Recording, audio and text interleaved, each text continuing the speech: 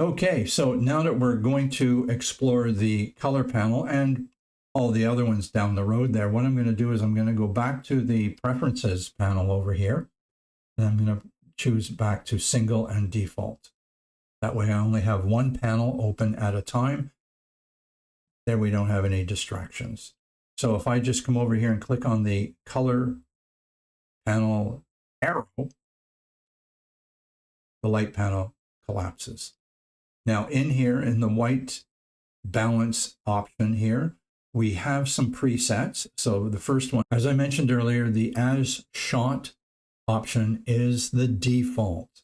Whatever your camera was set to, that's the default that the software is going to display. If you had the wrong color balance option in your camera set, say it was a bright sunny day and you had it set to auto, it would still read as shot. If it was set to cloudy, it would still read as shot. I hope that makes sense to you. All right. But if you were shooting on a bright sunny day and you had your white balance set to cloudy or shade, this is where you can change that. So now if I click and hold on the option, we have our auto, and then we have daylight, cloudy, shade, tungsten, fluorescent, flash. Flash is very similar to daylight. It's just scientifically calibrated daylight as opposed to this being the real thing from the sun. And then custom. Custom is going to be anything that deviates from one of the presets. So now what I need you to kind of understand is the temperature slider is in Kelvin degrees. And on the far left-hand side, we have blue. And on the far right-hand side, we have yellow. Kind of complementary, if you will, in the world of colors. One is the opposite, kind of, sort of the other. So now, if I come over here, you can see now I have cooled down the temperature of the image drastically. If I now come over this way, start getting up into the 4,000s, approaching 5,000, we get something that we would look at and say, hey, the image was taken outside, and this looks pretty darn good. All right, and then as we keep going up and up and up, we start to make the image look warmer. And in this case, it's not doing it any favors, that's for sure. But notice how we've added what looks like a lot of orange as I've gone all the way to 50,000 degrees Kelvin. I'm going to double click on that and it's going to go back to its normal point. Same thing with the tint. In the tint, we go from green all the way to magenta. So now notice that this says custom, and that's because I mucked around. Even though I double clicked and put them back, if I come over here and click reset color, then it goes back. But if I just play around with these guys,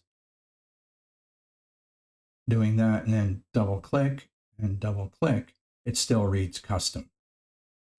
So you can just come back and choose as shot, and we're good to go.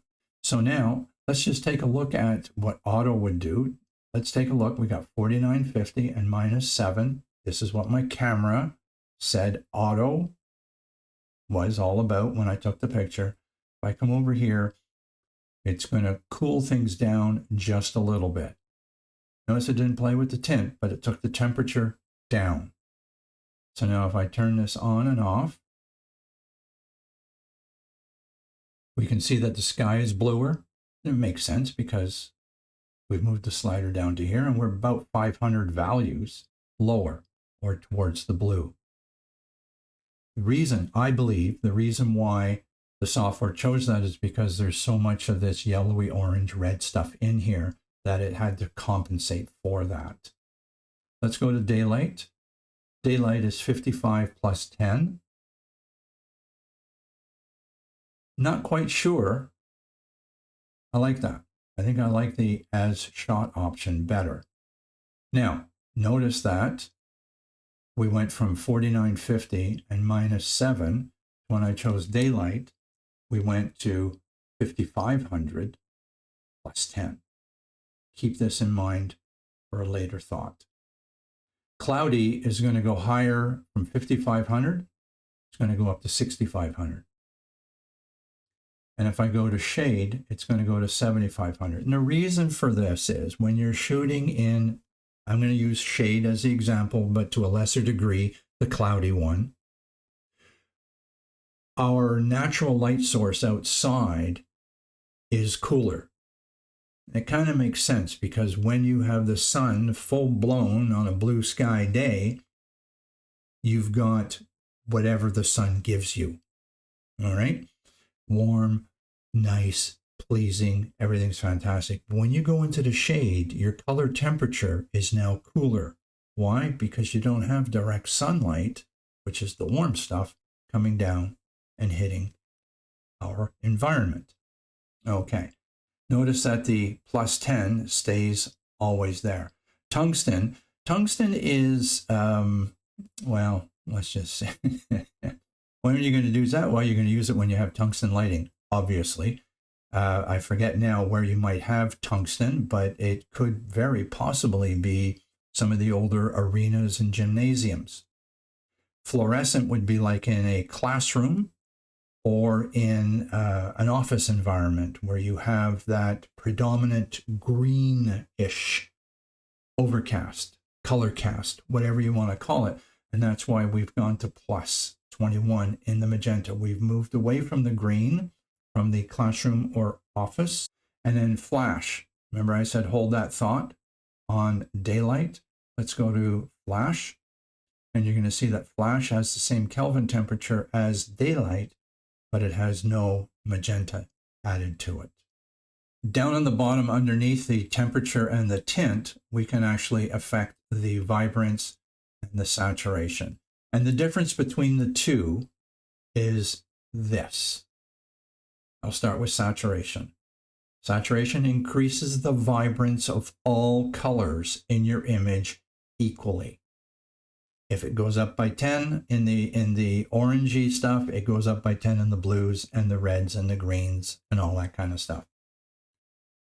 Vibrance, on the other hand, increases the vibrance of your images, but, here's the but, it's going to ignore currently vibrant pixels and only work with the ones that are less vibrant, bringing them up towards the already vibrant to try to balance and even things out. And while it's doing this, it's going to do its best to ignore red. Wow. Why would it do that? Portraits is the main reason why it would do that. Because no matter what our skin tone is, we do have more red than green and blue in our skin. So let's see if I was to do this with vibrance. I'm just going to, let's set this back for a sec. Let's come in here and I'm going to come down here and I'm just going to give it 10, 20. And you can see that everything got more vibrant. See how it got more vibrant? And I'm looking down in here, but I'm sure if I put my eyes up into the blue areas, you might see a little bit going on. If I now put that back, just come in here and go up 20. Notice that not as much. Notice that the blues are affected in the vibrance more than they were obviously affected in the saturation, because the blues aren't quite as saturated as other colors, so the software is trying to bring it up. If I take this all the way to the left, you can see that a lot of stuff that has red in it in the image is not affected 100%. And as I reduce the vibrance, the software tried to ignore the red-ish tones in the image to the same extent. When I take the vibrance up in the plus, it's going to try to ignore that stuff as well. I hope that makes sense to you. So what I'm going to do is just come in here and I'm going to try auto. See what that is. Yeah, I don't like that. No, I'm going to leave it at as shot. If I come over here and click this and the image is more vibrant and more of that, I'm going to say I'm not a fan of that. I like all the adjustments that went on with the tones, but I'm not a fan of how much this happened. So, but I do like, for the most part, everything that happened there. So what I'm going to do is I'm just going to take that down to +7, and then I can do this and say, I like that. I don't mind having a little bit more vibrance and a tiny bit more saturation, but I didn't like what the software gave me for this particular image. Give me another image, and I may like it very, very much. Okay, so to further elaborate or explain the white balance option in the color panel, let's come over here and grab this image right here, image 0025-104. Let's open that up in Camera Raw. And let's take a look at this. Right now, we can see by looking at the histogram that it is slightly underexposed. The default profile is camera standard. So what I'm going to do is I'm just going to come over here and click on Auto. Now, Auto has opened up the image quite a bit more, but not quite as much as I would like it to be. I would like to see a little bit more of this stuff filled in and this kind of pushed that way. So I think what I'm going to do is I'm just going to play with the exposure. And if I hold down the Shift key while tapping the up arrow key, I'll go in increments, well, greater than. So let's just do that. And now I am at this point. Now, I know some people are saying, well, look at all this stuff on the right-hand side of the histogram. You're going to start clipping. Well, what I'm going to be clipping is this stuff over here. And if we take a look at this image right now with my cursor sitting in the overcast sky, you're going to see that the numerical values for the red, green, and blue channels are 250, 252, and 246. So we're not completely blown out, but boy, we're really, really close. Maybe what I might want to do is bring the whites down a little bit, or possibly just leave that alone and accept that it's going to be blown out regardless. And if that's the case, then let me see if I can move my whites a little bit higher.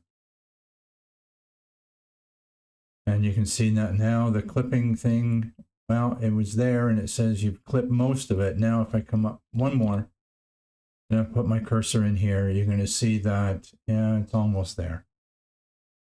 But what I'm doing is I'm brightening up my image in the center part. So let's just put it all the way up to 46. Let's go to 50 just for round numbers' sake. So now the exposure of this image looks a lot better. The only thing that's not right as far as I'm concerned is the white balance. This and all this stuff on this chef, if that's who he is, or donut maker, these areas should be white, and they are not. So coming over here to the white balance, I'm going to click on the eyedropper tool, and wherever I click my eyedropper, the software is going to analyze the pixel information, the red, the green, and the blue. And in this case, where my cursor is resting right now, red 207, green 209, pretty darn close if you ask me. But blue is at 192. So it's a good 15 points below. When I click the cursor here, the software is going to even that out. Let's just see which direction it goes and what it's going to look like. There we go. So now if I just rest my cursor there, we can see that both or all of the red, green, and blues are at 206.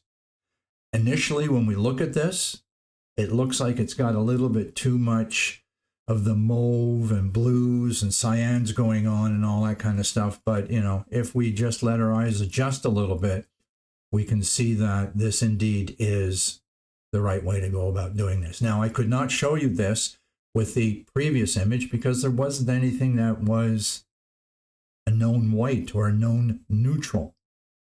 So we were able to get away with this only because we were not maxed out across the board. There was an actual color cast in here because the numbers were not at 255, 255, 255, or something along that being that bright. Anyways, I just thought I'd show you how we go about white balancing images that the camera didn't get right for some reason.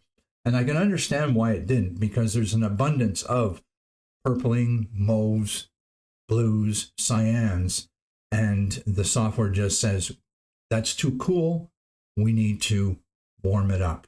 So that's why the original image didn't look as good as it should, or as it does right now. Awesome.